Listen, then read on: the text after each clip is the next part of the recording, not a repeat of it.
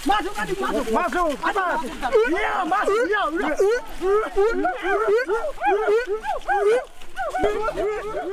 Kayu besi rawa sepanjang 17 meter ini disiapkan untuk membuat salib. Melihat panjangnya, timbul pertanyaan, siapakah yang akan disalib?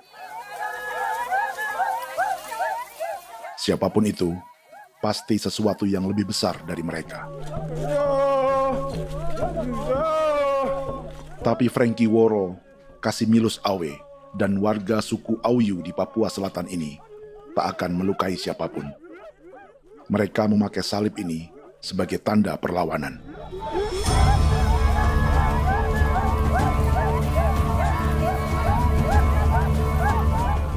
Yang mereka lawan memang lebih besar,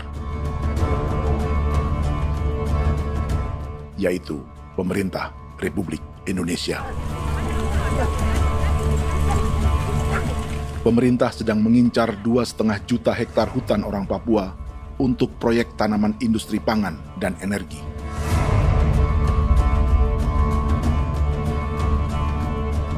Ratusan kilometer dari salib orang-orang Auyu itu, orang Muyu sedang menyiapkan gerakannya sendiri.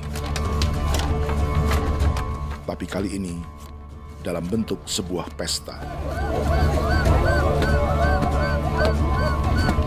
Pesta yang disiapkan oleh marga Kimco Jinibju selama 10 tahun.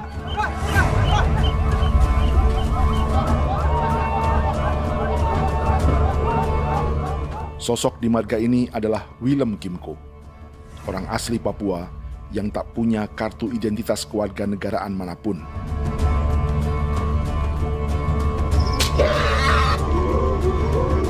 Pesta adat ini sudah cukup langka. Tak hanya di Papua, bahkan di kawasan Pasifik dan peradaban Melanesia. Awalnya bayarnya kalau pernah. Internet ada kode kerem bipnuka, dan jitana ya kati ko berem baran dipo. Kami mengambil ko kuning. Ada gagasan dan gerakan sosial di balik pesta orang-orang Muyu ini. Sama dengan gerakan salib merah yang dimulai orang-orang Auyu.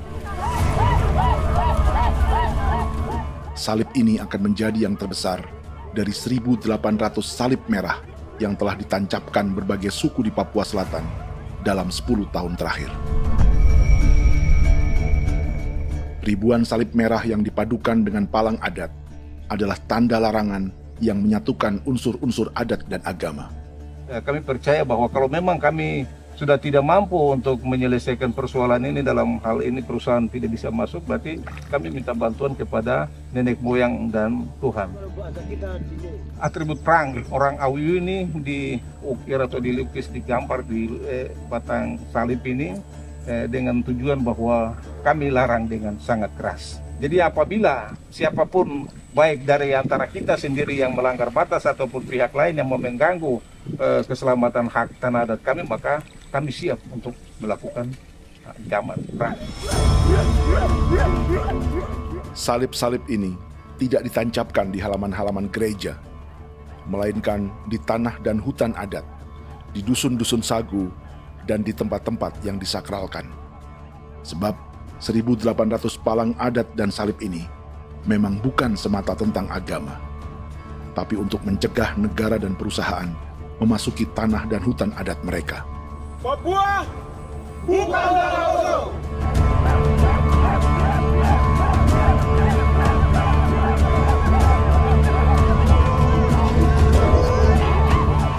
Di zaman TikTok ini, kami ingin menceritakan semua ini lewat film yang pendek.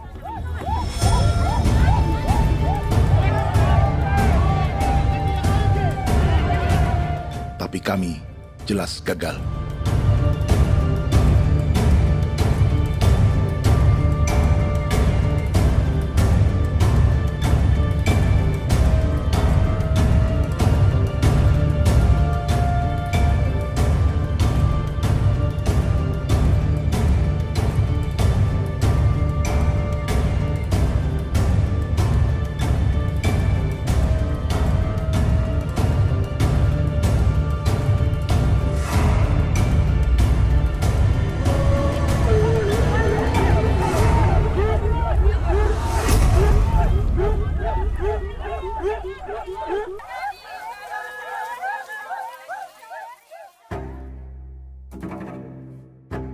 Di planet ini, ada 5 pemilik hutan hujan tropis terluas yang tersisa. Kongo di Afrika, Brazil, Peru, Bolivia, dan Indonesia.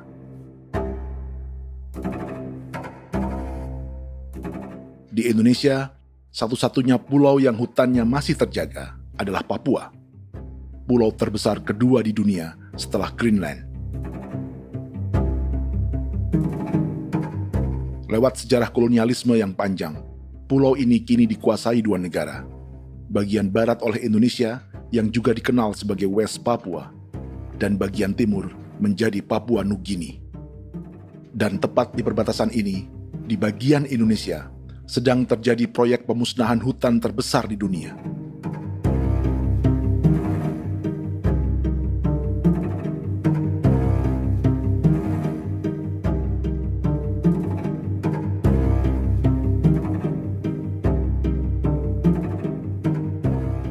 Pemerintah Indonesia sedang membuka lebih dari 2,5 juta hektar hutan untuk sawit, tebu, padi, dan peternakan. Ini disebut proyek strategis nasional untuk lumbung pangan dan energi yang jadi ambisi 3 presiden. Bagian terbesar direncanakan untuk mencetak sawah seluas 1,3 juta hektar. Lalu bagian lain akan ditanami tebu seluas 560.000 hektar untuk gula dan bioetanol. Setiap liter bensin di Indonesia akan dicampur bioetanol 10% atau E10. Ada 10 perusahaan di proyek ini, dan semuanya dimiliki oleh 1 keluarga saja. Berikutnya, ada areal sawit seluas 400.000 hektar untuk biodiesel. Targetnya mencampur 50% solar dengan minyak sawit atau B50. Dan terakhir, pemerintah akan membuka peternakan seluas 380.000 hektar. Jadi, apa yang salah dengan proyek pangan dan energi ini? 5 orang Papua dalam film ini akan menjawabnya.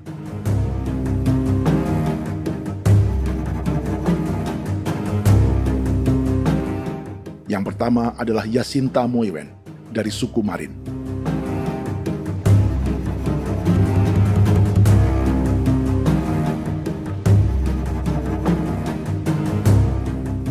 Yasinta dan warga di distrik Ilwayap di Merauke sudah menjadi korban. Hutan dan rawa sebagai sumber pangan dan ekonominya telah dihancurkan.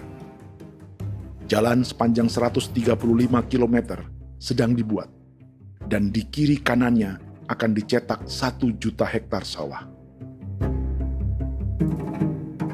Mereka sulit menolak atau melawan. Salib sudah digeser, masih datang lagi dengan senjata mereka nih.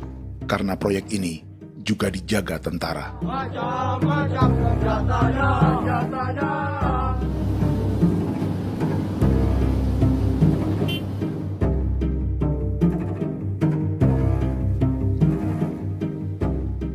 Yang kedua adalah Natalis Buer di distrik Tanah Miring, Merauke.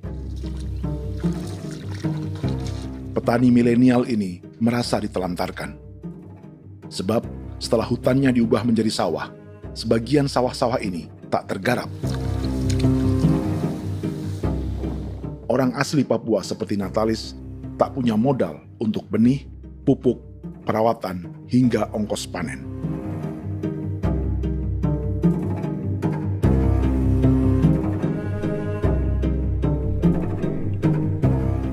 Orang ketiga adalah Vincent Kuipalo dari suku Yenan di distrik Jagebob, Merauke. Vincent dan suku Ye sedang menjadi korban. Hutan adat orang-orang Ye sedang dihancurkan untuk perkebunan tebu dan bioetanol. Tanah mereka juga diincar untuk markas-markas militer, pasukan yang akan menjaga proyek pangan dan energi ini.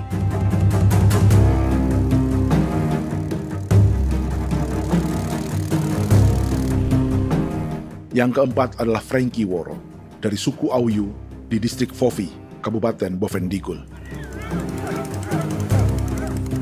Hutan dan tanah mereka terancam perluasan perkebunan sawit untuk campuran biodiesel atau B50. Orang-orang dari suku Auyu ini adalah calon korban. Merekalah salah satu pelopor gerakan Palang Adat dan Salib Merah. Meski kadang berseberangan dengan gereja yang mereka anggap lebih mendukung pemerintah dan perusahaan.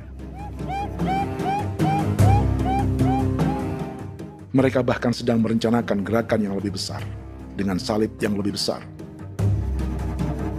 Tanah milik Somu Sobisiba itu bahwa tanah ini diciptakan oleh Tuhan dan memberikan warisan kepada kami. Kami ini hanya hak jaga.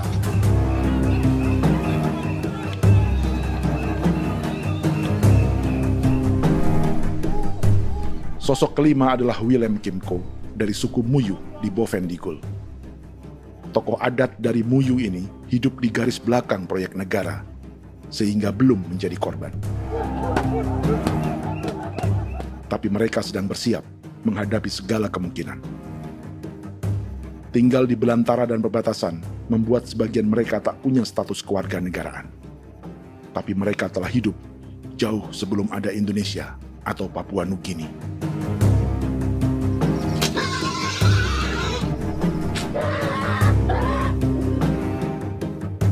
Kelimanya mewakili jutaan orang asli Papua yang sedang terancam eksistensinya.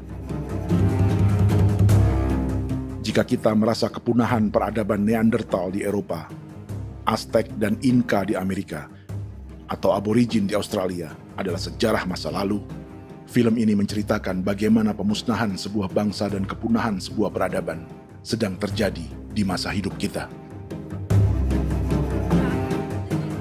Kepunahan bukan karena kerusakan lingkungan dan ruang hidup semata, juga karena dihantam 60 tahun operasi militer.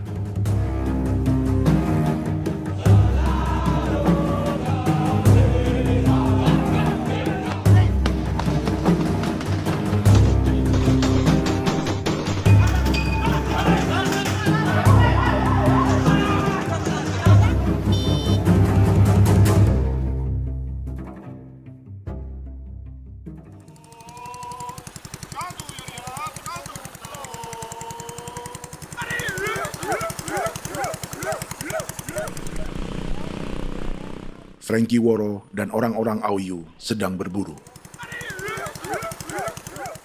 Tapi lokasi perburuan mereka mulai dikuasai perusahaan perkebunan sawit.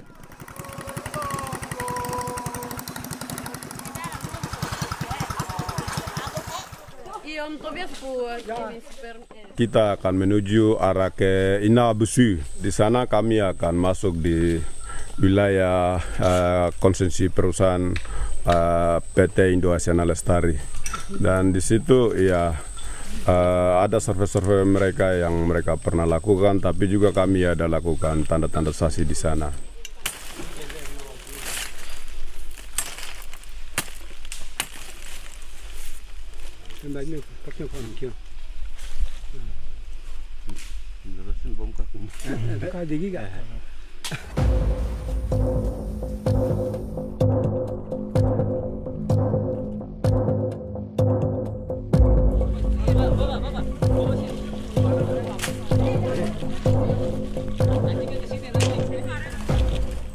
Dapat dengan yang induknya, tapi karena induknya dia lari dan terlambat kerja, akhirnya yang bisa kita dapat dia punya anak ini saja.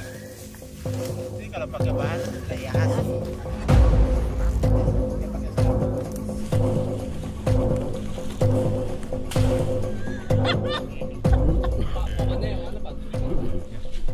Pohon ini pohon bitanggur, dia punya kayu ini kita biasa gunakan untuk kerja perahu, dan juga kulit depu getanya itu kita pakai untuk kerja ini, panah-panah ini lem, jadikan lem ini, panah-panah. Hutan ini adalah supermarket bagi suku Auyu. Juga lumbung pangan atau bank untuk menyimpan deposito kekayaan alam. Hutan juga tempat yang penuh dengan sejarah suku, situs budaya, dan tempat-tempat sakral. Inilah yang sedang mereka pertahankan dari incaran pemerintah dan perusahaan. Untuk semua alasan ini, mereka menancapkan ribuan salib merah.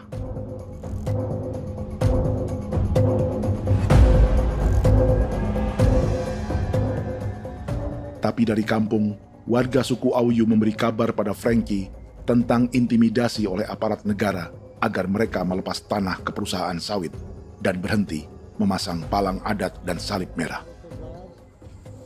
Ada beberapa titik yang saya sudah siap, tetapi di sini emergensi dari saya, terutama di Kampung Sokangon, PT Damai Timber. Dia mengganggu saya dengan menggunakan kekerasan maupun pihak hukum. Dan kemarin saya ada pernyataan penolakan secara resmi, tapi masih tetap dengan menggunakan pihak hukum untuk masuk, untuk harus dituntut saya untuk harus diterima perusahaan itu. Kita di situ ada 15 marga, tetapi 15 marga juga tidak setuju. Marga-marga siapa yang terima dan marga-marga mana saja yang menolak. Nanti kita lihat dari pertimbangan itu, dan di situ dan kita undang mereka untuk bicara dengan kami. Sebagai sosok yang aktif dalam gerakan, warga Auyu terus memberi informasi lapangan kepada Frankie yang tak selalu berada di kampungnya. Izin pernyataan yang mereka paksa saya untuk tanda tangan itu, tapi sementara saya tidak tanda tangan. Data semua ada di tangan saya. Ya. Baik, kalau gitu itu lebih bagus karena tanda tangan itu yang berbahaya. Iya. Tanda tangan itu yang lebih berbahaya karena sekarang ini modern dan canggih, dan itu yang mereka biasa pakai untuk tipu muslihat. Mereka biasa pakai itu di tanda tangan itu. Betul. Dari Bambisa juga di Sofia dia masuk untuk memaksakan kami marga untuk harus menerima perusahaan itu. Tapi kemarin kami sudah menolak. Babinsa di sini nama bosku. Itu yang sekarang strategi militer yang sekarang mereka pakai. Jadi yang penting masyarakat itu yang benar-benar mau menolak siap dukung ketua marga siapa yang nanti tampil. Ini adalah peta konsesi sawit untuk biodiesel dalam proyek strategis nasional. Dan di distrik Fofi inilah, orang-orang Auyu hidup dari sungai dan hutan. Tapi Frankie di Bovendigul masih lebih beruntung. Setidaknya dibandingkan Yasinta Moyen di Merauke yang sudah kehilangan hutan dan rawanya.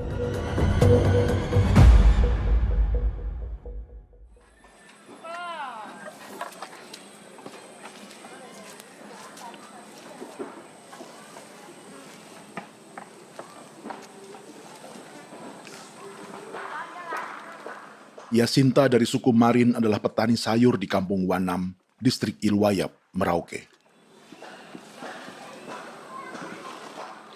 Memanfaatkan lahan yang ada, ia berkebun dan menjual hasilnya ke pasar kampung.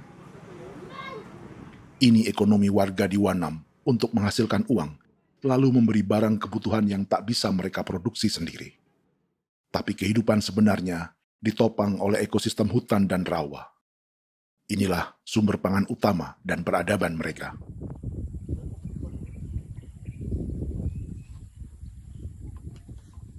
Namun ketenangan ini diusik ketika tiba-tiba pada Mei 2024, di Pelabuhan Wanam datang ratusan alat berat untuk proyek pangan dan energi pemerintah.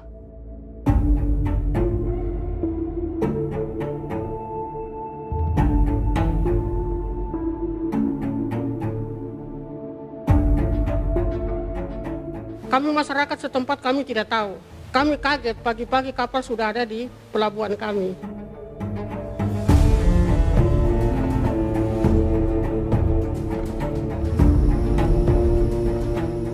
Yasinta Moywen atau Enrika Gebze dan warga lainnya tak pernah diajak bicara atau dimintai pendapat. Seakan-akan Papua adalah tanah kosong. Kita suka kaget yang dong bawa turun alat berat dong bawa turun, kita kaget masyarakat. Dorang subongkar itu kayu-kayu.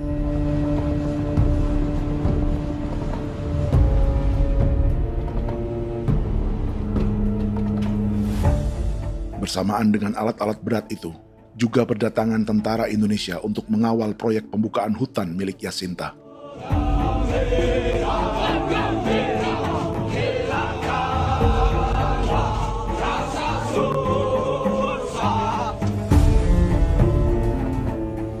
Ribu alat berat didatangkan dari Cina ke Papua oleh perusahaan bernama John Lin Group sebagai kontraktor pemerintah. Ini disebut sebagai pesanan eskavator terbesar di dunia dengan nilai 4 triliun rupiah. Misinya membuka hutan dan rawa milik orang Marin, salah satunya untuk membangun jalan sepanjang 135 km. Sementara di kiri kanannya akan dicetak sawah yang ditargetkan seluas 1,3 juta hektar. Jalan berupa garis lurus ini bukan rute tradisional ekonomi masyarakat. Jalan ini akan menghubungkan kawasan perkebunan sawit dan tebu di sebelah timur, juga untuk mobilisasi pasukan militer. John Lin Group adalah perusahaan yang dimiliki Andi Samsudin Arsyad atau yang dikenal dengan Haji Isam. Sebagian orang mengenalnya sebagai pengusaha yang hobi balapan mobil.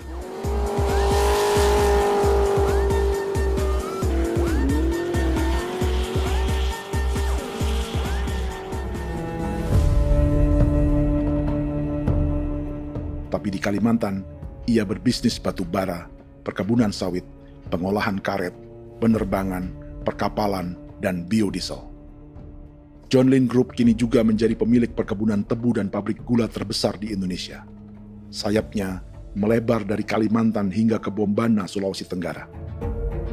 Perkebunan tebu, pabrik gula, dan industri bioetanol inilah yang juga sedang dikembangkan di Papua. Foto ini adalah momen ketika Isam bersama kerabatnya, Menteri Pertanian Amran Sulaiman dan Menteri Pertahanan Syafri Samsudin meluncurkan program biodiesel atau B50 di Kalimantan Selatan.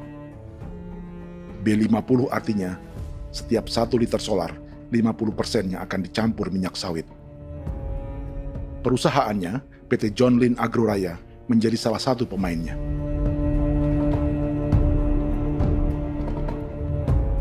Sepanjang tahun 2025, saham PT John Lin Agroraya pernah naik hingga 700%.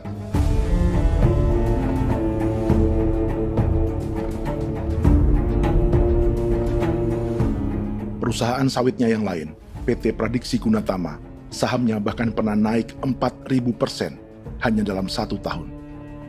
Dari harga saham ini saja, nilai kekayaan keluarga Isam diperkirakan mencapai 100 triliun rupiah lebih, menjadikannya salah satu keluarga terkaya di Indonesia dan salah satu pemain penting industri bioenergi.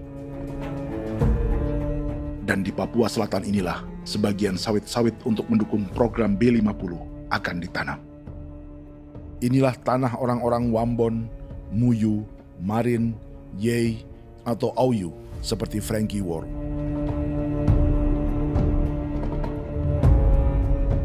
Haji Isam pernah menjadi tim kampanye nasional Presiden Joko Widodo dalam pemilu 2019 saat melawan Prabowo.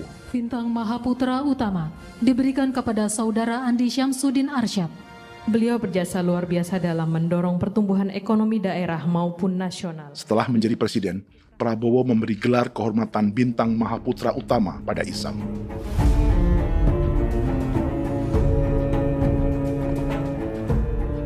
Sejumlah menteri Prabowo, juga kerabat dan orang-orang yang pernah bekerja di perusahaan Isam.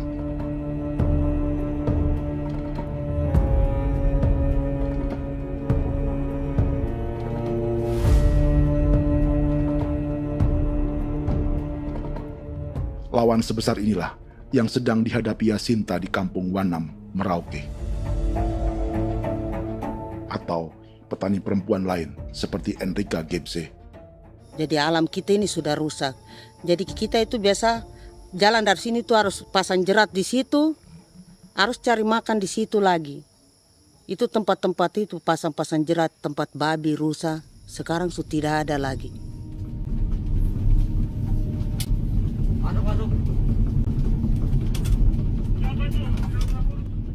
Rekaman ini memberi gambaran bagaimana Kasuari kehilangan rumah di bekas hutan dan rawa yang telah dibabat.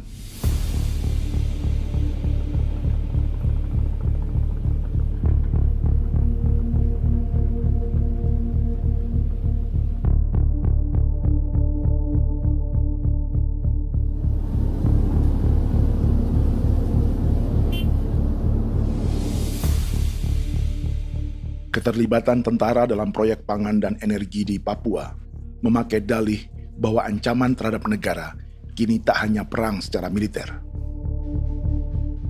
tapi juga melalui pangan dan energi. Kementerian Pertahanan pun terlibat karena proyek ini dianggap operasi militer selain perang. Jadi tugas kamu adalah menjaga sumber cadangan pangan nasional. Macam-macam senjatanya, Proyek ini menambah panjang alasan mempertahankan kehadiran tentara di Papua dalam 60 tahun terakhir. Saat ini, jumlah tentara Indonesia di Papua mencapai 56.000 personel, atau ada 1 tentara untuk setiap 100 orang Papua. Bandingkan dengan rata-rata nasional, di mana hanya ada 1 tentara untuk 696 penduduk Indonesia. Itu belum termasuk polisi. Artinya, 1 orang Papua dijaga lebih banyak senjata dari rata-rata penduduk Indonesia. Tanah dan hutan diambil secara sepihak untuk kepentingan pembangunan batalion dan bandar antariksa. Ini bentuk perampasan masyarakat. Penolakan kehadiran markas-markas militer terjadi di sejumlah tempat di Papua. Tak hanya karena trauma dan ketakutan, juga karena mengambil tanah-tanah adat.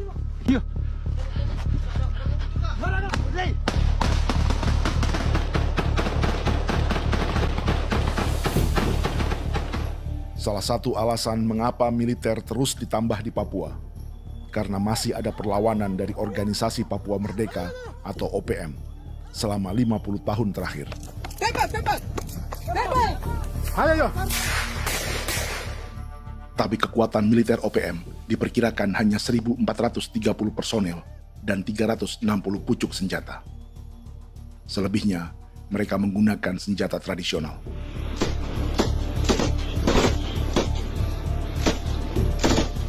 Dengan demikian, kekuatan tentara dan polisi di Papua 58 kali lebih besar dari gerilyawan Organisasi Papua Merdeka.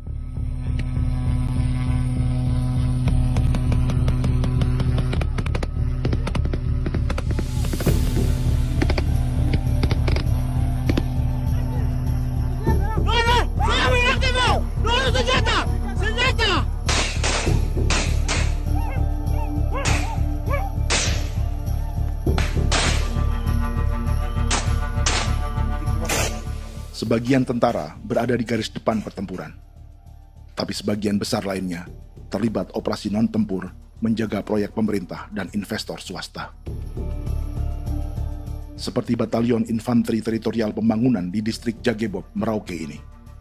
Lokasinya bersebelahan dengan konsesi lahan tebu untuk gula dan bioetanol milik PT Murni Nusantara Mandiri. Baik perusahaan maupun markas militer, keduanya mengambil hutan milik suku Ye dari marga Kuipalo. Tapi orang datang tanam ini saja di sini, tanam papan nama ini. Victor Kuipalo menunjukkan apa yang terjadi. Jadi kita juga kaget ini. Nah, kalau ini papan nama ini memang ini papan nama ditanam tapi bukan haknya mereka yang ini. Ini hak kami di sini, hak dusun kami, marga Kuipalo yang punya hak dusun ini. Setelah memasang patok, alat berat mulai bekerja untuk membangun markas militer di tanah orang Ye.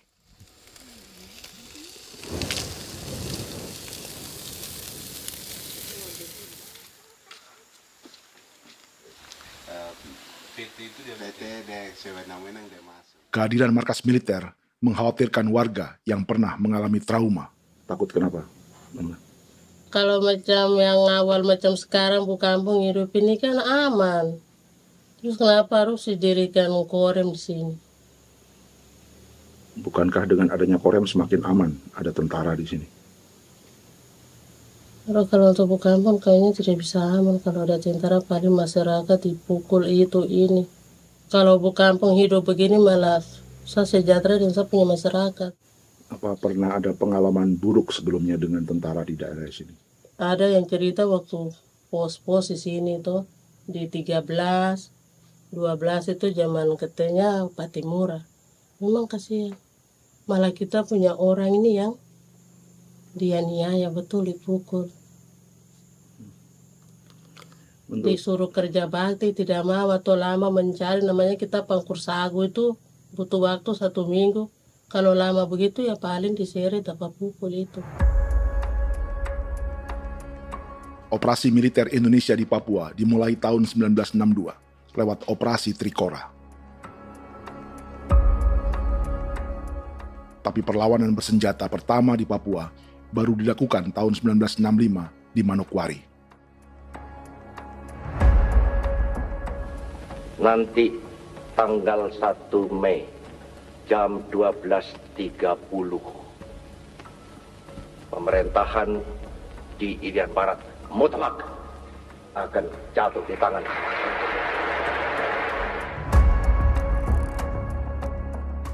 Sejak itu, selama 60 tahun, operasi militer untuk menaklukkan Papua terus dilakukan. Salah satu operasi militer paling berdarah adalah Operasi Wibawa untuk memenangkan Indonesia dalam jajak pendapat tahun 1969. 643 orang tewas di Paniai. Lalu disusul 4.146 korban tewas antara tahun 1977 hingga 1978.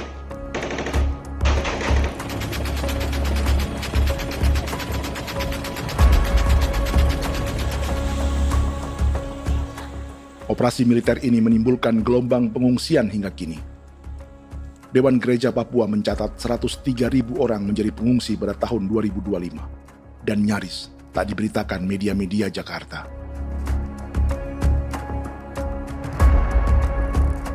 Jumlah pengungsi terbesar tercatat di Nduga yang mencapai 20.000 jiwa. Banyak di antaranya yang sedang hamil, seperti Jubiana, salah satu pengungsi Nduga. O tagarik mesikagi be muguruk berselari di namen wane gosel bigari me egirik menene an nimbo mesle bok selar nene wam dak yak lek prak de oi gore bangal no so ndak lo yo nandam yanet ndang no yat de nanen di ko nerwa membri wal marwa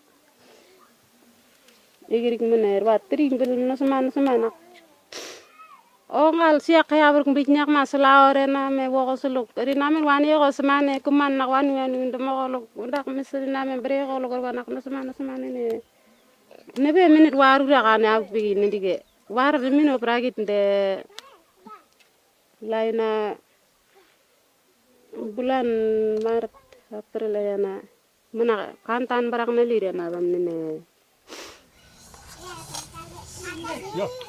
Jubiana lalu menamai anaknya Pengungsi Kogoya. Selain Jubiana, juga ada Emma dari Maibrat yang melahirkan di hutan. Sampai di kampung gini, katanya bilang ada tentara yang bangun jembatan. Nah, capek itu juga pun masih tahan. Kembali lagi ke hutan lagi. Seperti itu sampai saya jatuh di tengah jalan. Orang sampai terbanting di kayu semuanya. Berasa sakit begitu. Melengkapnya tuh Domika Serli, pengungsi Wako. Masyarakat sipil dari kampung Aitrem sementara mengungsi karena kampungnya sementara dikuasai oleh TNI Polri. Seratusan ribu pengungsi di Papua saat ini jauh melampaui jumlah yang mengungsi ke Papua Nugini tahun 1984, yaitu 10.000 orang karena menghindari operasi militer.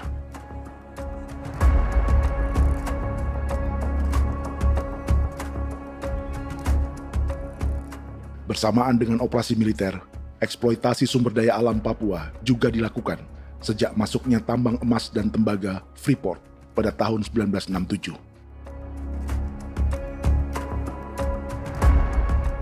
Disusul perkebunan sawit awal tahun 1980-an.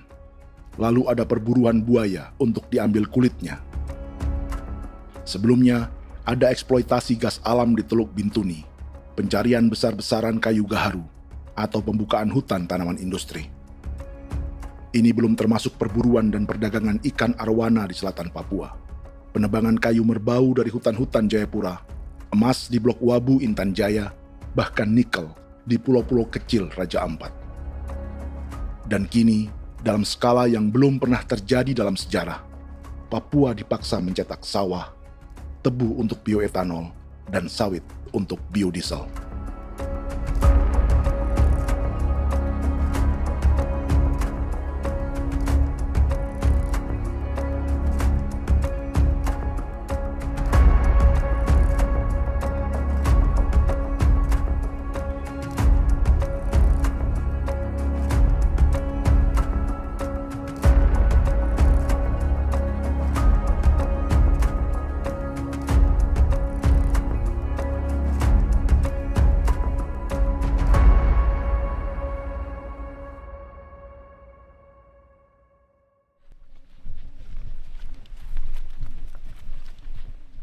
Inilah yang sedang menimpa keluarga Vincent dan Victor Kuipalo di Merauke. Hutan mereka diambil untuk markas militer dan industri perkebunan, PT Murni Nusantara Mandiri. 1 dari 10 perusahaan yang diberi konsesi untuk menanam tebu dan memproduksi gula serta bioetanol seluas 52.000 hektar.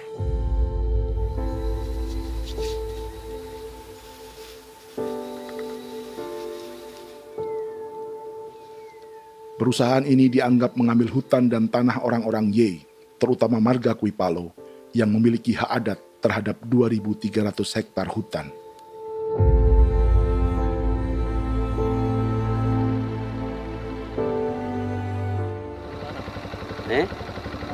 Tentara? Tentara. Oh iya, tentara.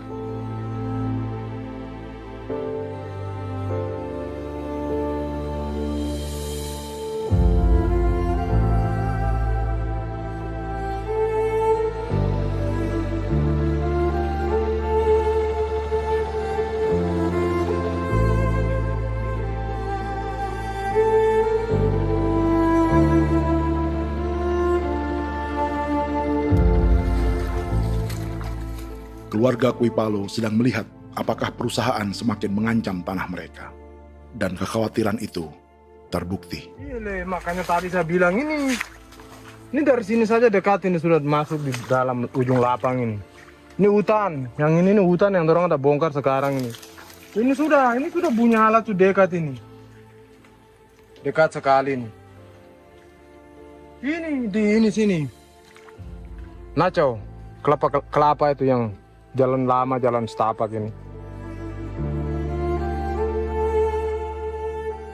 Dari udara, terlihat alat-alat berat semakin mendekati tanah orang-orang Ye, marga Kuipalo.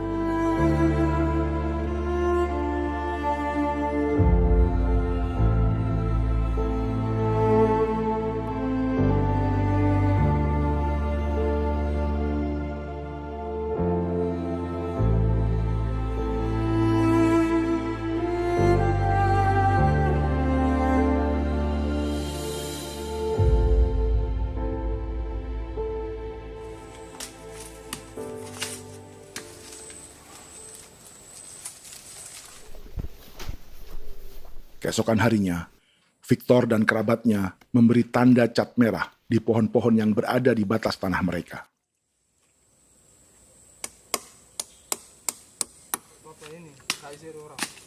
Tapi tanda peringatan adat ini tak diindahkan perusahaan.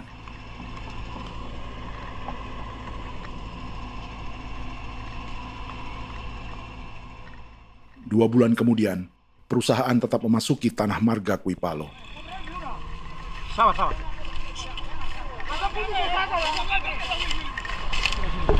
manusia, kau lihat. Tapi tidak sudah sakit hati sekali saya katakan tadi.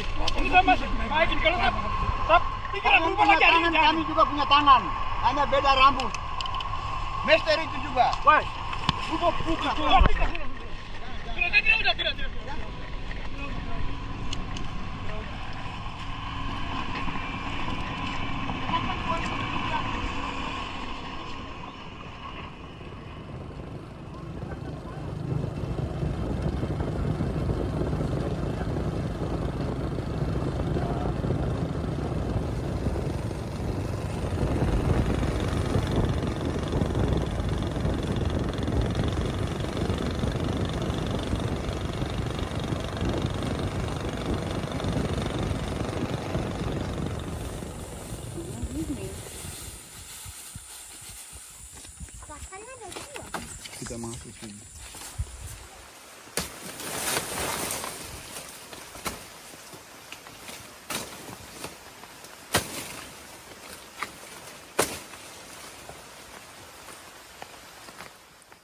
Jadi ya untuk itu seperti saya katakan tadi, apakah lebih baik kita tidak usah ada kah atau bagaimana, kita pisahkan,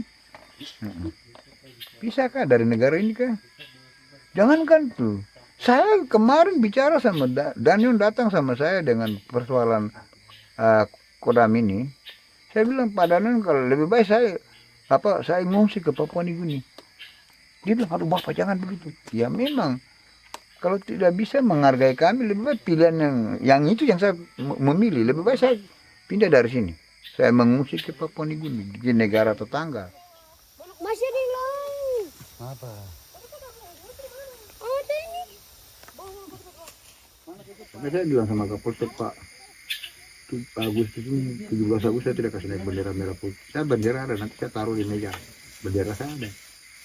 Karena saya punya pikiran percuma kita ini merasa bahwa kita hidup di bawah naungan merah putih. Ternyata merah putih tidak lindungi kami. Tidak anggap kami sebagai kami rakyatnya. Dia lambang negara. Dan kami menghargai lambang negara itu. Ternyata lambang negara ini, kita bernaung di bawah lambang negara ini, kita tidak dilindungi. Hak kita tidak dihargai.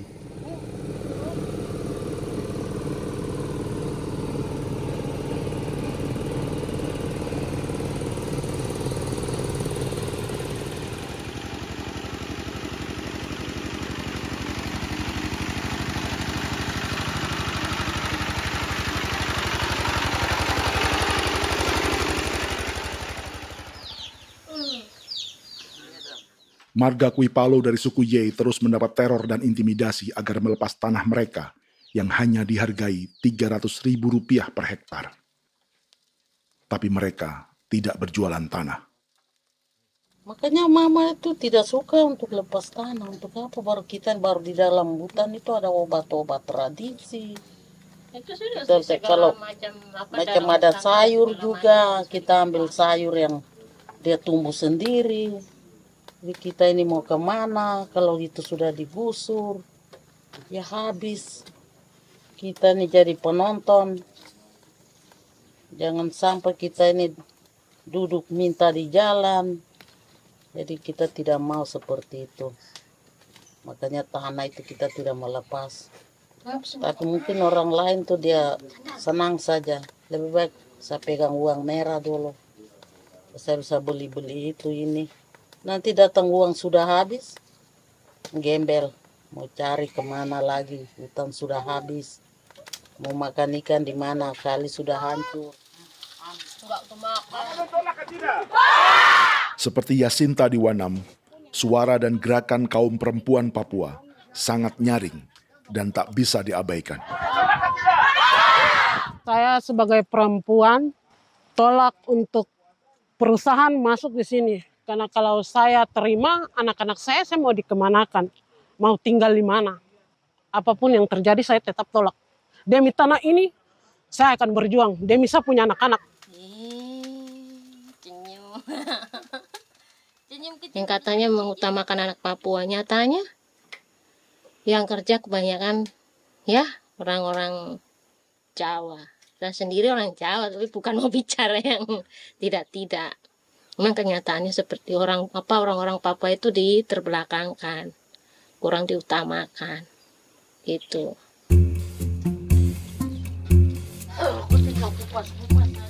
Proyek food estate seperti mencetak sawah, bukannya tak diikuti warga Papua.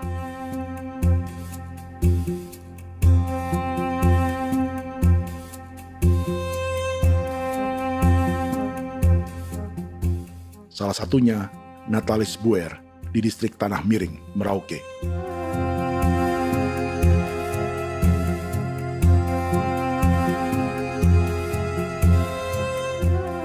Setelah menghabisi hutan, pemerintah Indonesia mencetak sawah untuk tanaman padi karena beras mulai menjadi makanan pokok menggantikan sagu.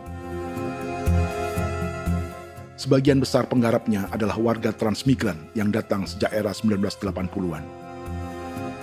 Bahkan petani transmigran sudah ada sejak Belanda membuka proyek padi kumbe di distrik Kurik. Lokasi yang sering jadi langganan pejabat Indonesia memamerkan sawah di Papua. Tapi Natalis juga ingin belajar menanam padi atau bersawah. Namun ia kesulitan karena dibutuhkan modal untuk benih, pupuk, hingga pemeliharaan dan panen. Lalu sawah-sawah ini pun mulai dikuasai pendatang.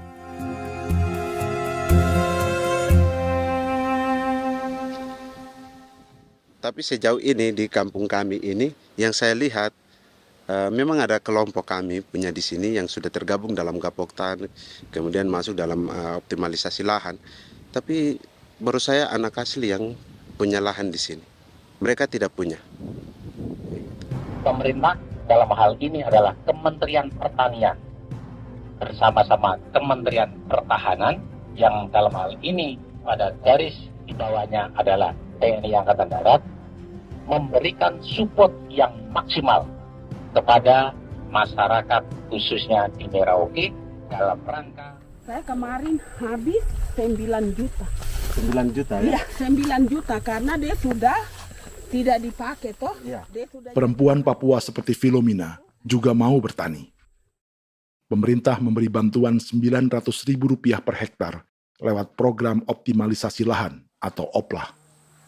Tapi dibanding biaya produksi dan harga jual gabah, Filomina mengaku berkali-kali rugi dan kini memutuskan tak lagi menggarap sawahnya. Terus kita harus cari uang untuk kombeng. Betul. Karung kita beli. Karung beri sendiri lagi. Tenda kita beli. Ini dari yang offline ini don tidak siapkan. Tidak ada. Tidak ada ya, jadi mama don sendiri. Itu yang saya udah bilang, 900.000. Itu modal untuk kerja sawah ini. Mulai dari kerja sampai nanti panen. Panen. Wih, ngeri sekali. Iya, lucu toh? Tidak dapat itu. Betul, Mam. Kalau disuruh tanam ubi berhektar-hektar, mari datang. Kita tahu cara rawatnya bagaimana, iya. Tanamnya bagaimana, tanam model bagaimana supaya hasilnya model begitu.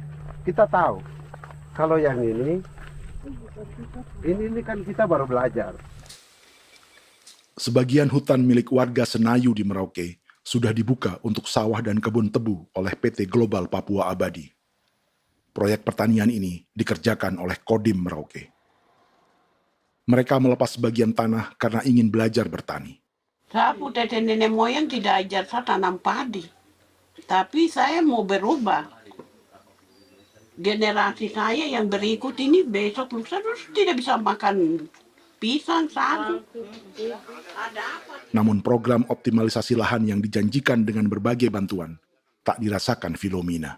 Obat rumput beli, obat padi beli, jonder kita bayar, bahkan bibit masih kurang, cari bibit lagi beli. Jadi saya memang kalau program pemerintah saya sama sekali saya tidak suka. Baku tipu saya.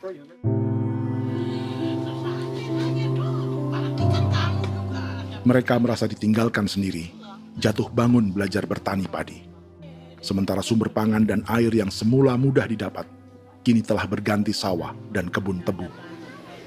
Dulu kita masih bisa jalan, nanti masak di kali, pakai air kali. Minum pakai air kali. Sekarang, kok mau masak? Tidak ada air. Air sudah susu, mau minum tidak bisa.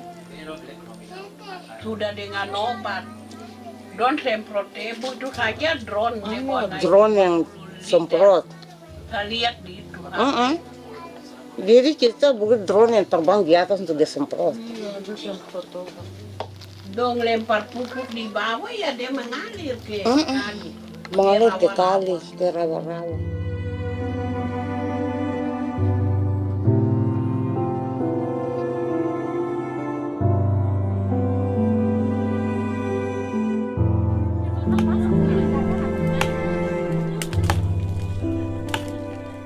Seperti pertanian sawah bagi orang Bali atau Toraja, bagi orang Auyu dan suku-suku lainnya di Papua Selatan, sagu juga bukan semata tentang pangan.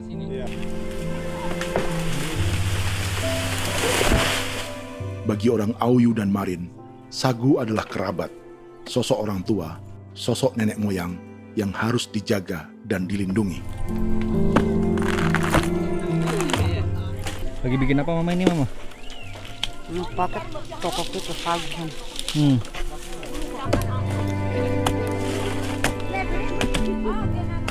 Kami diingatkan oleh leluhur, sagu itu tidak boleh digusur dan tidak boleh diganggu dengan cara apapun, dan di dalam rangka kepentingan apapun tidak boleh. Kamu harus bela, bahkan sampai nyawa pun harus menjadi taruhan demi membela keselamatan keberadaan sagu di atas tanah ini.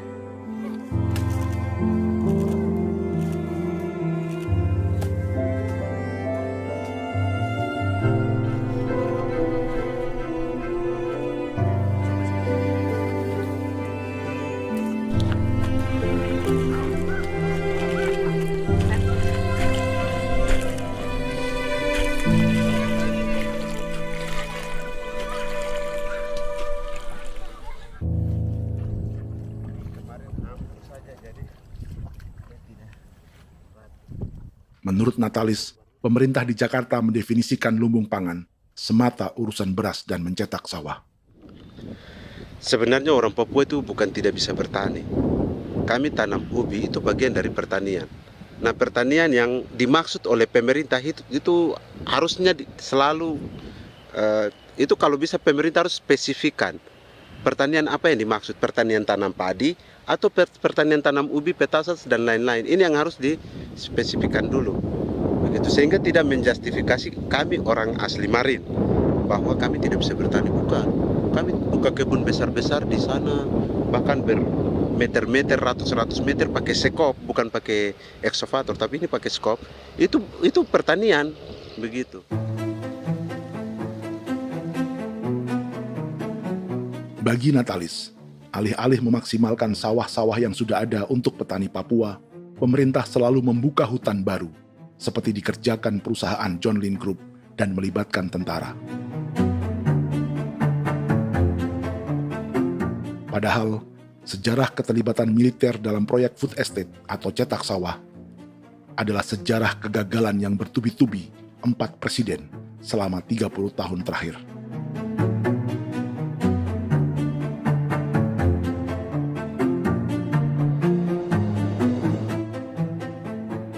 Papua bukan yang pertama menjadi proyek lumbung pangan yang melibatkan tentara.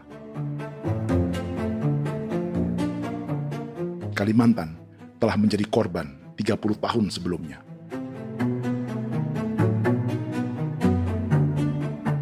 Ini adalah bekas hutan yang sudah dibuka di Pulang Pisau, Kalimantan Tengah. Tahun 1996, di era Presiden Jenderal Soeharto, ia menghabisi 1 juta hutan di lahan gambut untuk mencetak sawah demi memenuhi ambisi swasembada beras, bukan swasembada pangan. Hutan tropis Kalimantan dihabisi dalam skala yang belum pernah terjadi dalam sejarah. Di bawah rezim militeristik, tak ada yang berani melawan keinginan Soeharto, termasuk orang Dayak seperti Kuneng. Nggak bisa dihalangi itu. Nggak boleh dihalangi. Ya kalau ada kata-kata aja menghalangi, sudah kita diseret ke kepolisian dulu. Atau bisa langsung di PKI-kan. Iya, di PKI-kan gitulah. Jadi kita tuh nggak berani apa-apa dulu tuh. Ya. Apa maunya aja. Misal bilangnya A.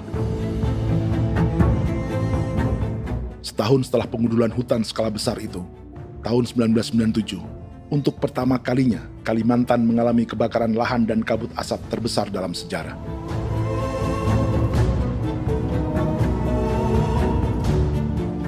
Sebagai ilustrasi, ini kondisi kabut asap tahun 2015.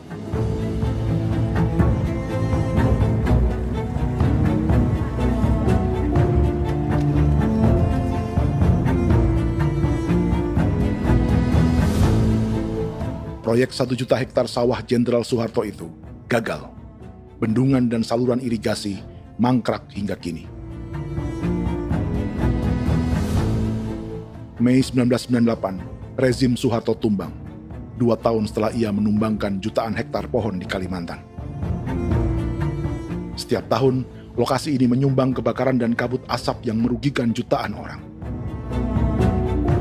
Sawah yang berhasil di Kalimantan justru bukan sawah yang dibangun Jenderal Soeharto, melainkan yang dirintis para transmigran sejak era 1980-an.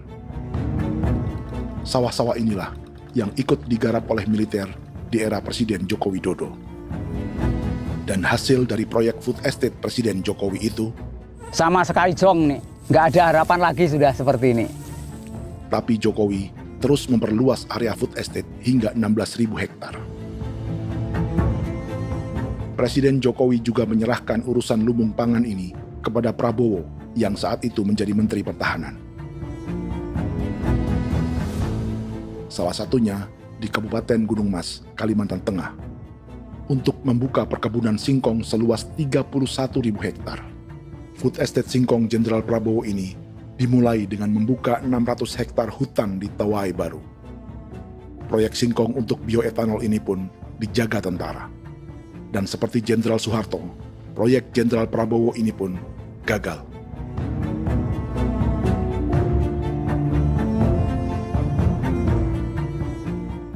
Dengan reputasi ini, Joko Widodo dan Prabowo justru sedang membuka 2,5 juta hektar di Papua.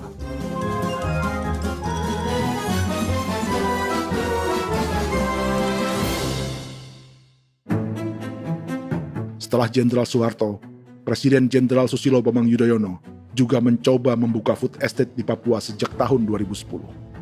Namanya Merauke Integrated Food and Energy Estate atau MIFE. Proyek ini juga gagal. Lalu di lokasi yang sama, Jokowi berusaha meneruskan dengan proyek mencetak sawah 1,2 juta hektar yang juga gagal. Sekarang yang paling siap adalah 1,2 hektar. Yang 1,2 juta hektar. Dan kini, Prabowo yang pernah gagal dengan 600 hektar singkong di Kalimantan justru akan mengulangi di Papua dengan skala 2,5 juta hektar. Di daerah Papua pun harus ditanam kelapa sawit supaya bisa menghasilkan juga BBM dari kelapa sawit. Dalam setiap proyek pangan dan energi di Papua, yang lebih menonjol bukan tanaman pangannya, melainkan untuk energi atau bahan bakarnya. Sawit untuk biodiesel dan tebu untuk industri bioetanol.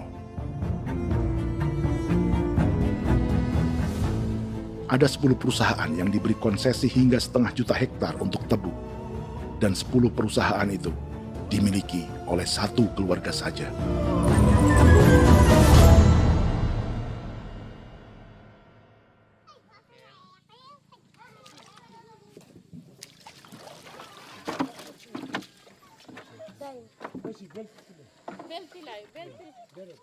Para perempuan Auyu di Bovendigul akan berangkat memancing.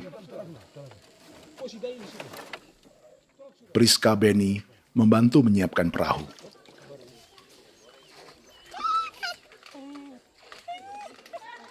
Mereka akan mengumpulkan bahan pangan di hutan untuk persiapan acara penancapan salib merah berikutnya.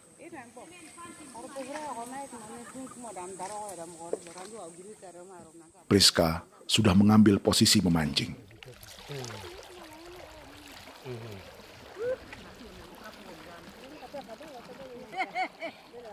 1.800 salib merah telah dipasang di wilayah adat berbagai suku di Papua Selatan untuk menghalau perusahaan sawit dan tebu.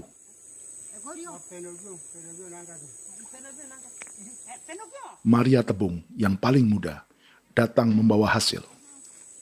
2 ekor ikan gastor alias gabus toraja. Sebagai generasi Z, pendidikannya sampai sekolah dasar. Di perusahaan perkebunan seperti sawit atau tebu, ijazah SD hanya bisa menjadi buruh kasar. Tapi ia tak tertarik. Karena kita hidup itu dari alam, kita pancing, juga di darat, bawa anjing, terus bikin pagar sagu, dapat babi, bawa baru kita makan. Jadi kita tidak mau perusahaan masuk.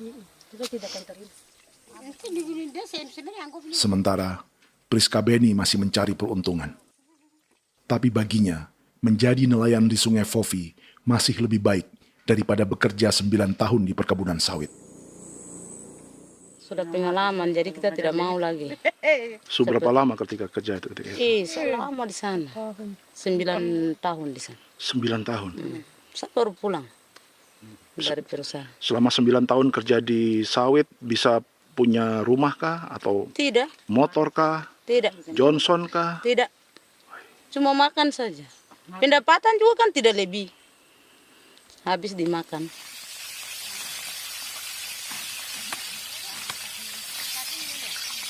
Satu minggu libur berapa hari? Tidak libur. Minggu tetap kerja? Tetap kerja. Tidak bisa ke gereja? Hari Minggu kerja. Hari Minggu juga kerja. Dia tidak mengenal agama perusahaan itu. Di grup perusahaan sawit Korindo, Priska digaji 2 juta rupiah per bulan dan tinggal di mes karyawan. Tapi gaji itu dipotong bahan makanan atau BAMA rata-rata 1 juta rupiah setiap bulan. Korindo adalah grup perusahaan yang salah satu usahanya adalah hutan tanaman industri dan sawit di Bovendigul dan Merauke. Di Papua, mereka memakai bendera PT Tunas Sarwa Ema. Perusahaan ini pernah memberi bantuan pada Keuskupan Agung Merauke. Keuskupan Merauke belakangan mengeluarkan pernyataan mendukung proyek strategis nasional di Papua. Umat Katolik yang memprotes sikap gereja tersebut ditangkap polisi. Jadi selama 9 tahun tidak bisa nabung? Tidak. Makan saja. Makan saja. Makan saja. Menabung bagaimana? Keperluan banyak. Sudah sampai. Habis di anak-anak uang sekolah. Uang 1 juta itu mana sampai. Mau nabung juga tidak cukup. Sudah pengalaman, jadi kalau di sini perusahaan mau masuk tidak.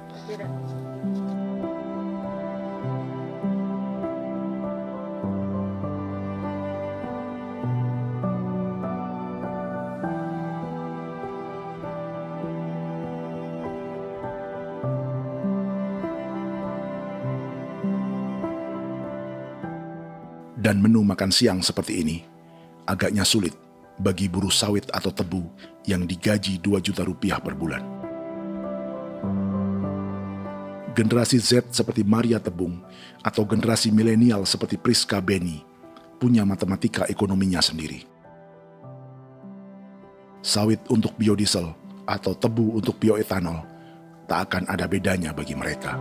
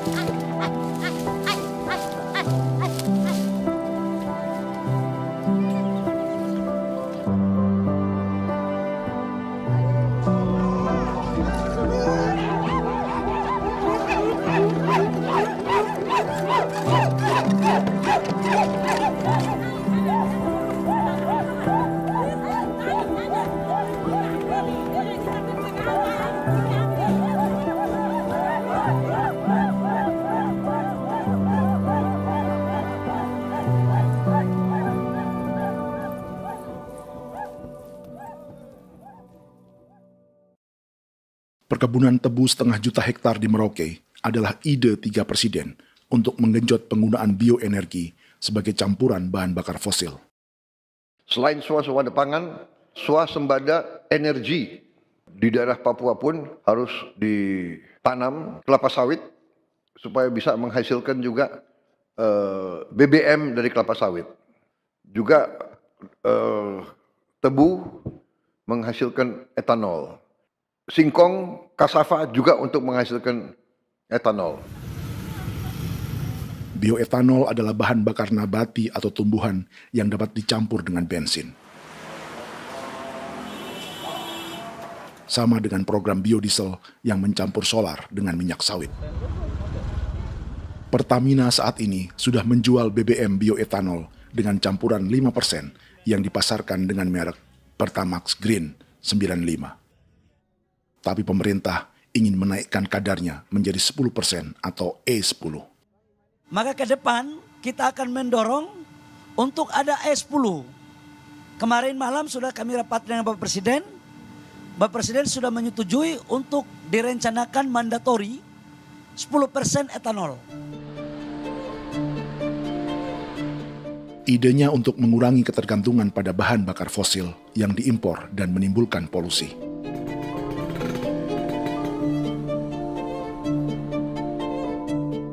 Tapi bioetanol bukannya tak mengorbankan lingkungan, hutan, rawa, dan manusia. Karena program E10 membutuhkan 7,3 miliar liter bioetanol, maka lahan yang dibuka untuk menanam tebu bisa mencapai 1,3 juta hektar. Sementara saat ini, luas perkebunan tebu di Indonesia hanya 500 sampai 600 ribu hektar. Artinya, butuh lahan baru hingga 800 ribu hektar untuk menanam tebu. Dan 500 ribu hektar diantaranya sedang dibuka di Papua.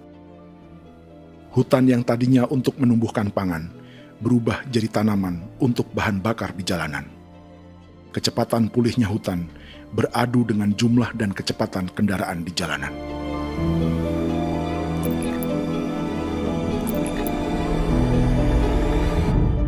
Dahaga terhadap energi tak pernah bisa dipuaskan. Setelah minyak sawit untuk biodiesel, dunia kini merambah singkong, jagung, dan tebu untuk bioetanol. Benua Amerika, Eropa, sebagian Afrika, hingga separuh Asia kini mulai memakai bioetanol sebagai campuran bahan bakar.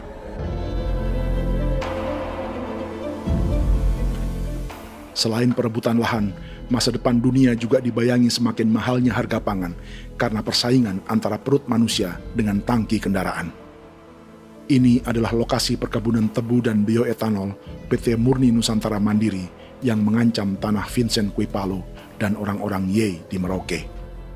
Beberapa kilometer di selatan adalah PT Global Papua Abadi yang mengancam tanah orang-orang Muyu dan Marin. Dua perusahaan ini adalah bagian dari 10 perusahaan yang mendapat konsesi lahan untuk tebu dan bioetanol di Merauke. Batas konsesi mereka bahkan sama dengan batas negara Indonesia dengan Papua Nugini. Salah satu ciri bahwa peta konsesi ini dibuat di Jakarta dari atas meja. Sama seperti kolonial Inggris dan Belanda ketika mereka membagi Pulau Papua dengan garis lurus pada abad 19. Seakan Papua adalah tanah kosong. Bedanya, meski peta konsesi ini mengatur batas 10 perusahaan, tapi perusahaan-perusahaan ini sebenarnya dimiliki oleh satu keluarga saja.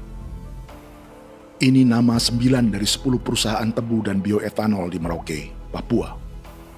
99% saham mereka dimiliki sebuah perusahaan bernama PT Merauke Nusantara Manis. Sementara 1% sisanya dimiliki PT Merauke Gula Mandiri. Tapi saham kedua perusahaan ini dimiliki PT Merauke Sugar Group. Dan perusahaan ini, 90% sahamnya dimiliki pengusaha bernama Angelia Bonaventure Sudirman, serta perusahaan bernama Zico Trust dan Resource Harvest. Lalu 10% lainnya dikuasai PT Papua Energi Abadi, yang pemiliknya adalah Dudi Christian dan Angel Madeline. Sekarang, mari kita lihat siapa mereka. Angelia Sudirman adalah keponakan dari salah satu konglomerat sawit Indonesia, Martias Fangiono. 9 perusahaan di Papua ini berada di bawah bendera Merauke Sugar Group. Dan Merauke Sugar Group hanya satu dari 7 grup perusahaan milik keluarga Fangiono.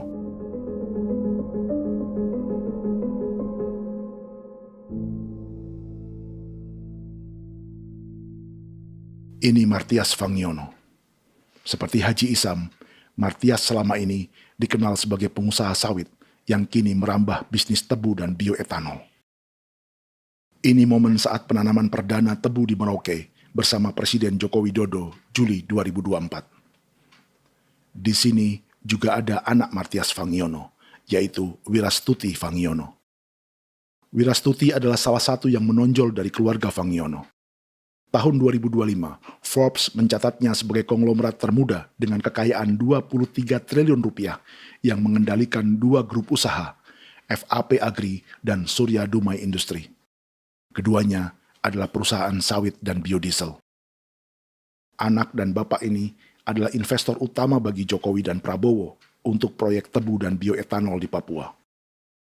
Sementara yang ini adalah Martua Sitorus, pemilik raksasa agribisnis dunia, Wilmar International, yang juga memegang konsesi sawit di Papua lewat berbagai perusahaan. Tapi Martua kini memakai bendera baru, yaitu KPN Corporation atau Karunia Prima Nastari. KPN inilah yang memiliki kelindan bisnis dengan keluarga Fangiono untuk proyek tebu Merauke.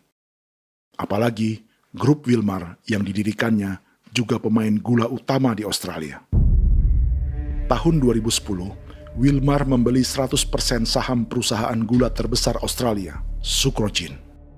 Akuisisi senilai 1,5 miliar dolar Amerika ini langsung menjadikan Wilmar pemain tebu terbesar kelima dunia. Sebagian bibit tebu yang ditanam di Merauke adalah varietas yang dikembangkan Lembaga Riset Gula Australia atau Sugar Research Australia. Sugar Research Australia lalu menjalin kontrak pengembangan bibit dengan PT Global Papua Abadi milik Fangiono. Tapi masalahnya, Sugar Research Australia adalah badan publik yang tugasnya memajukan petani tebu dan sebagian dananya berasal dari pajak warga Australia. Itu artinya, warga Australia membiayai pengembangan bibit tebu untuk investor dan pemerintah Indonesia. Dokumen ini menunjukkan bahwa lembaga yang dibiayai warga Australia itu pernah memiliki kontrak penyediaan bibit dengan PT Global Papua Abadi milik keluarga Fangiono. Kontrak itu baru berakhir pada November 2024. Artinya, saat Presiden Jokowi dan keluarga Fangiono menanam bibit tebu pada Juli 2024 ini, kontrak itu masih berlaku. Nama lain dalam keluarga ini adalah Siliandra Fangiono, yang pada tahun 2024 dijuluki Raja Sawit Termuda dengan kekayaan 39 triliun rupiah dalam catatan Forbes. Ia mengendalikan grup First Resources. Secara umum, keluarga Fangiono memiliki 20 perusahaan di Sumatera, 32 perusahaan di Kalimantan, 1 di Jakarta, 2 di Singapura, dan 25 perusahaan di Papua. Di Papua, perusahaannya tersebar dari Sorong, Mapi, hingga Merauke. Para politikus dan pejabat Indonesia terus membesarkan konglomerasi, meski Martias Fangiono pernah divonis 1,5 tahun penjara karena kasus pembalakan liar dan kebun sawit ilegal tahun 2007.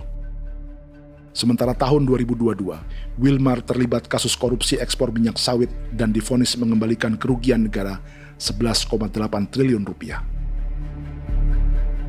Tumpukan uang ini disebut sebagai pembayaran dari grup Wilmar yang diterima secara simbolis oleh Presiden Prabowo pada Juni 2025 lalu.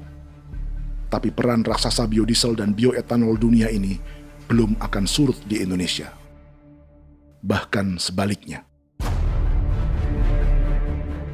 Sebuah dokumen presentasi bisnis dari Wilmar International Limited pada tahun 2010 ini bisa menjadi petunjuk. Presentasi ini bagian dari proses pembelian 100% saham raksasa tebu Australia, Sucrogin. Dalam presentasi ini, Wilmar mengaku ditawari konsesi lahan 200.000 hektar di Papua, atau dulu disebut Irian Jaya, untuk menanam tebu. Dengan penerbangan hanya 2,5 jam dari kantor Sucrogin di kota Townsville ke Merauke, Wilmar akan mengawinkan bisnis gula dan bioetanolnya menjadi pemain dunia. Dan lokasi yang diincar oleh Wilmar adalah distrik Ilwayap di Merauke, kampung halaman Yasinta Moiwen.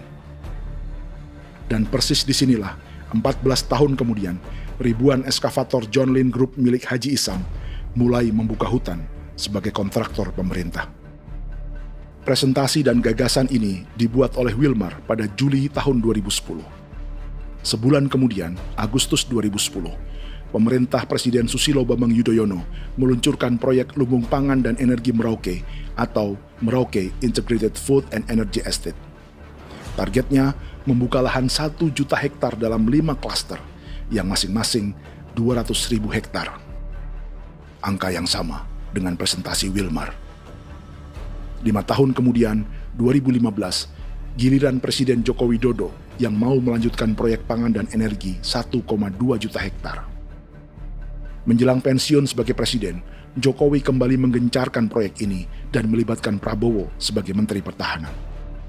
Jokowi lalu mendukung Prabowo sebagai presiden berpasangan dengan anaknya, Gibran Rakabuming Raka sebagai wakil presiden.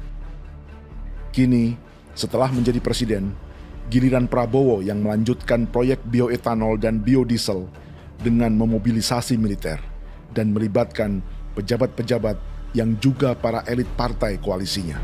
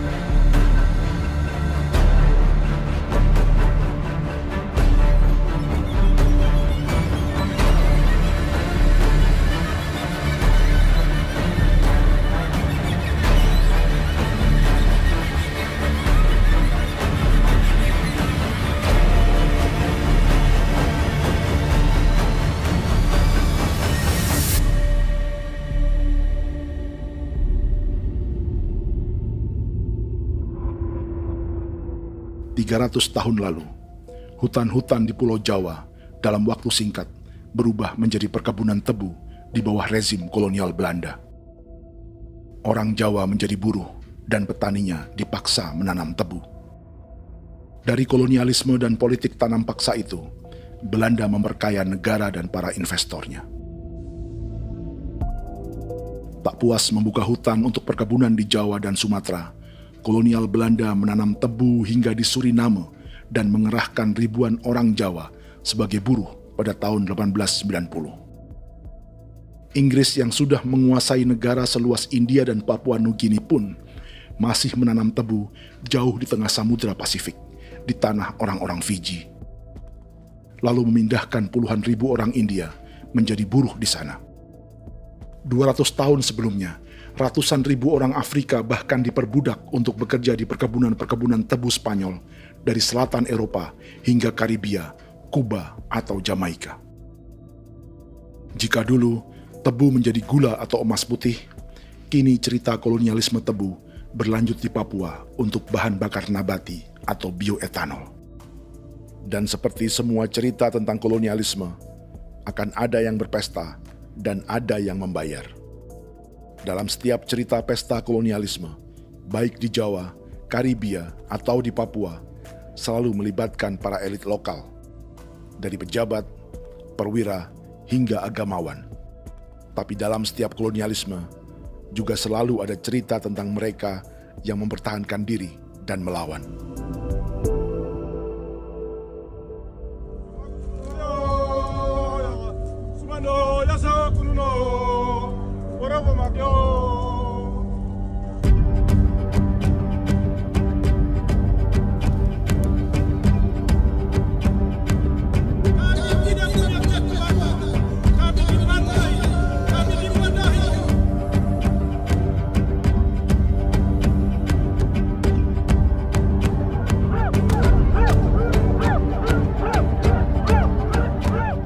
Dalam sejarah Gereja Katolik banyak pemimpin-pemimpin yang adalah tanda petik itu adalah Judas-Judas juga. Jadi itu sudah pasti karena itu adalah manusia. Nah, satu sisi sebagai manusia dalam perjalanan digoda, apalagi ada dalam posisi-posisi jabatan ya mungkin banyak tawaran-tawaran lain, lalu disitulah terjadi pergeseran keberpihakannya kepada misi gereja tadi itu untuk umat, untuk mereka yang tertindas. Orang kirim eksavator, orang kirim tentara, orang kirim polisi. Pukul kami bukan pencuri, kami tidak pernah mencuri orang barang. Kami tidak pernah menangis ke orang lain.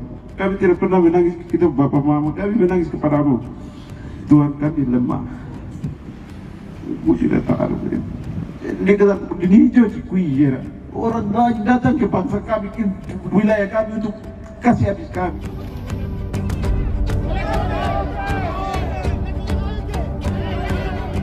Kimam Dehi, Ya Kimam Dehi, Bono Ya Hadigul Dehi, Bono Ya Hadigul Dehi.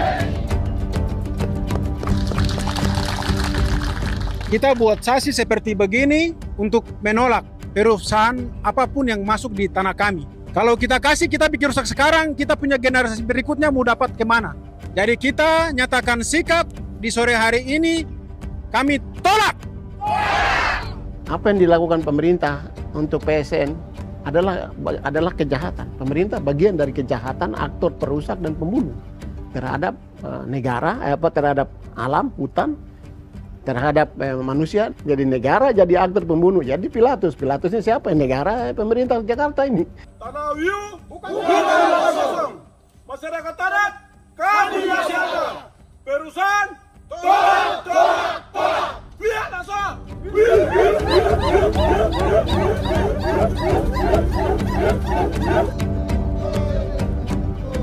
Jika tanah adat dan hutan adat hilang, kami mau hidup di mana? Maka di sini saya mau bilang, negara jangan tipu-tipu kami lagi.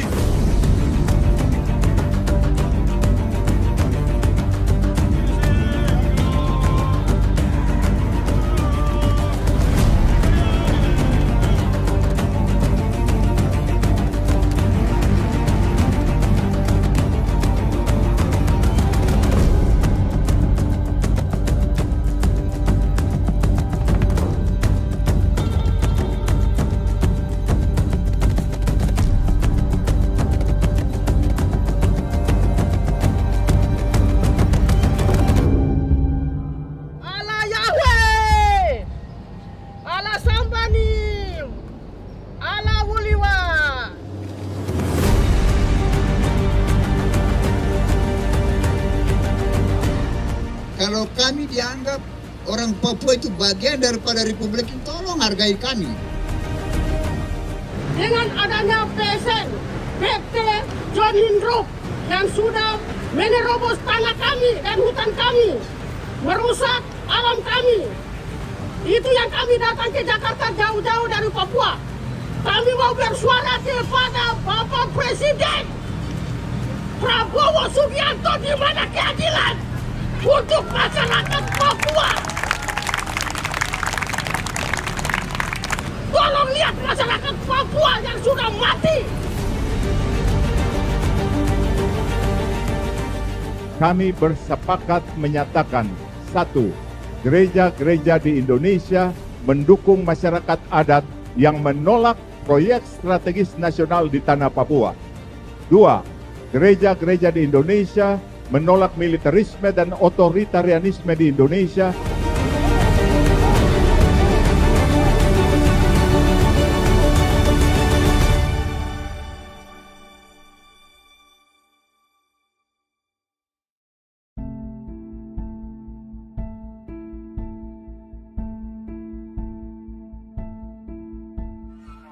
Kita sering merasa banyak hal buruk sudah jadi cerita sejarah. Dan kita sekarang hidup lebih baik, lebih beradab, atau mustahil melakukan kejahatan seperti di masa lalu. Kita tidak lagi menghukum mati orang dengan memenggal kepalanya. Kita menembaknya atau menyuntik racun agar tertidur dan mati. Tapi ada hal-hal yang tak berubah. Salah satu pembantaian yang kuat di ingatan kita adalah kejahatan Nazi atau genosida di Rwanda. Padahal pembantaian juga sedang terjadi di masa kita, seperti di Gaza, Palestina. Penghancuran sebuah peradaban seperti Indian di Amerika atau aborigin di Australia juga kita anggap masa lalu. Sekarang kita merasa lebih baik dan lebih toleran.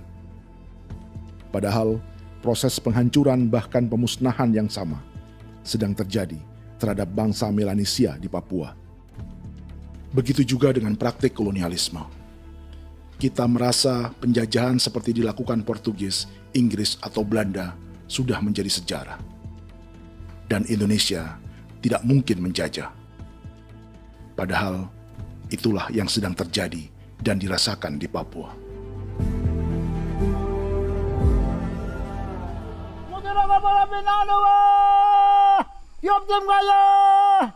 Kawatang Maya, Upaka Maya, anak dia mana nama. Jalannya sejarah ini disadari Willem Kimco di pedalaman Bovendigol, Papua. Hidup terpencil dan tak tersentuh urusan negara bukan berarti selalu aman.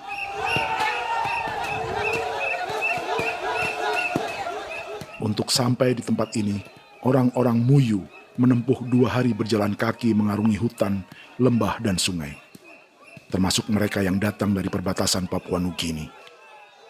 Mereka berkumpul untuk memenuhi undangan pesta adat yang disebut Awon Atatbon atau Pesta Babi. Yang mengundang adalah marga Kimco Jinipjo. Yang dituakan di marga ini adalah Willem Kimco. Ia tak punya kartu tanda penduduk dan kewarganegaraan manapun, baik Indonesia atau Papua Nugini. Tahun 1984, 10.000 orang Papua, terutama suku Muyu, mengungsi ke Papua Nugini untuk menghindari operasi militer Indonesia, termasuk Willem Kimco.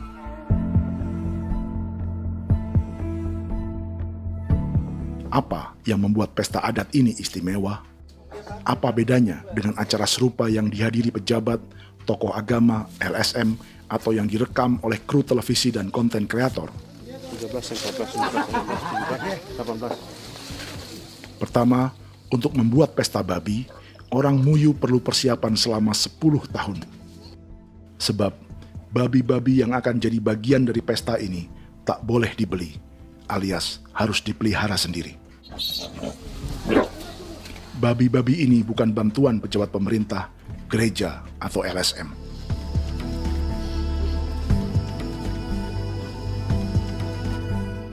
Yang kedua, babi-babi ini tidak dipelihara di kandang. Jadi punya nama babi ini kah? Harimau. Harimau? Harimau. Dia kulit dengan ini. Bulu di harimau, macam harimau begitu kan. Kasih nama harimau. Setelah diberi nama, mereka dilepas liarkan di hutan sejak kecil. 10 tahun kemudian, jika tiba saatnya pesta, para pemburu akan mencari mereka di dalam 479 hektar hutan milik marga Kimco. Suku atau marga lain tak akan mencurinya di hutan, karena mereka sudah punya babi dan wilayah masing-masing. Itu artinya mereka harus tetap menjaga dan mempertahankan hutannya agar babi-babi bisa hidup. Demikian juga dengan lahan pangan mereka, yang menumbuhkan sagu, keladi, atau aneka sayuran.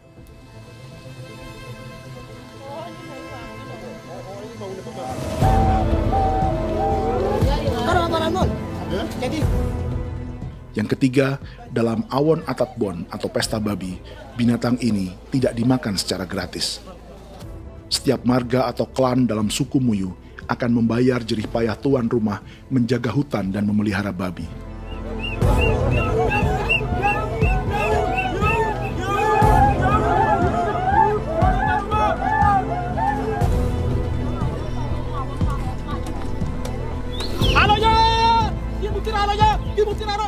Ini seperti arisan untuk menjaga budaya dan lingkungan. Bagian dari budaya dan ekonomi timbal balik yang ditandai dengan siklus memberi dan menerima.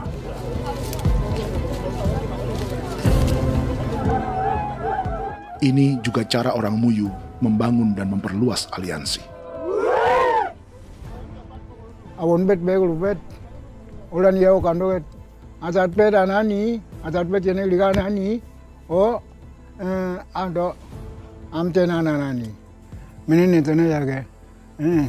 Kepo ke mau ko di mana? Kepo ke mau mayat nih. Kep tetek mau yang ko kep kan bet wene ke iftore wen.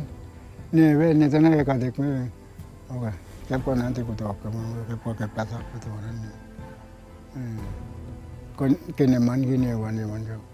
Koko kati bolon ya bengo. Koko kuning bolon ya. Jika Willem Kimco dan marganya bisa menjaga hutan dan wilayahnya, marga lain ikut diuntungkan sebagai sebuah ekosistem. Demikian juga sebaliknya.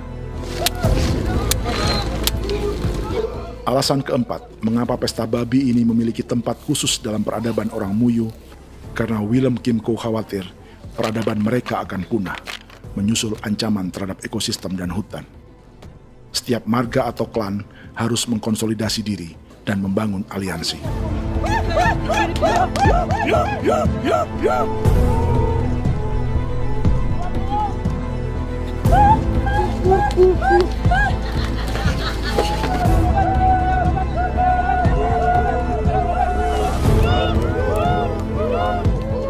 Kekhawatiran Willem dan orang-orang Muyu tak berlebihan. Ruang hidup mereka bersinggungan dengan proyek bioetanol dan biodiesel pemerintah Indonesia. Mereka juga tahu apa yang telah dan sedang menimpa suku lain seperti Auyu di Bovendigul atau Yainan dan Marin Anim di Merauke.